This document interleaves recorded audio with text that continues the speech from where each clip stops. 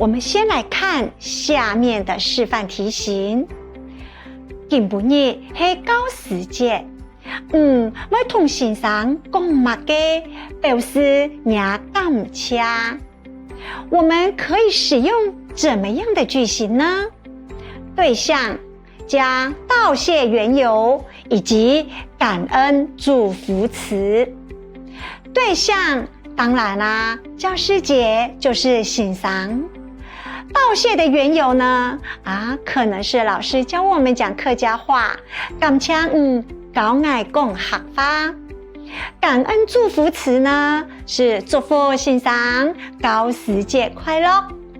套用这样子的句型过后，我们可以这样回答：先生，感谢教我讲客，教师节要到位，祝福先生教师节快乐。